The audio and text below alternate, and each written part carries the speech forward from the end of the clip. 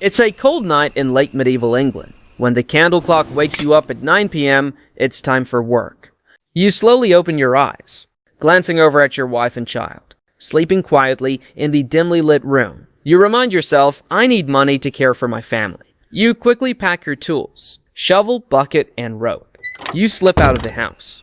Your job, which can only be done under the cover of night, takes you to one of the town's outhouse, a rickety wooden shack with a hole in the wooden seat, where the townsfolk's human waste collects into a stinking cesspit below.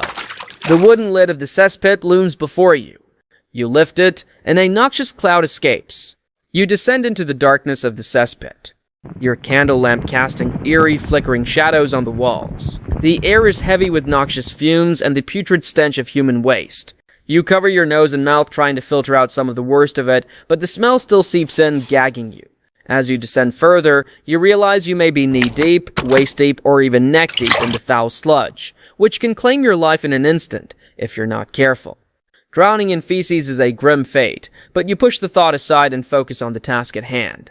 As you begin to shovel the waste into the bucket, the smell becomes almost overwhelming.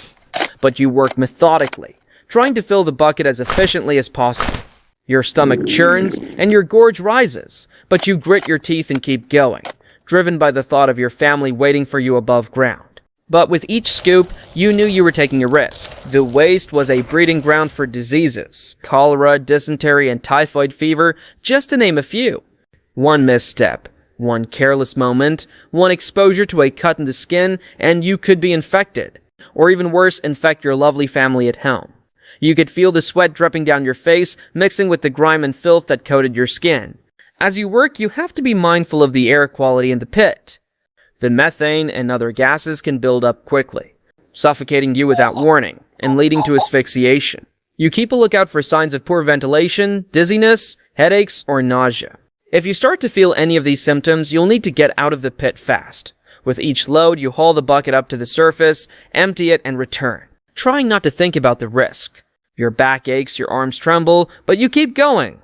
The shovel scrapes against the bottom of the pit. Finally, after what feels like an eternity, the pit is empty. As you climb out, the cool night air is a welcome relief. You take deep breaths, trying to clear your lungs of the foul air. You know you'll be back at this job again tomorrow, and the next day, and the day after that. It's a never-ending cycle, but one that needs to be done. For your family's sake, you'll do it all again.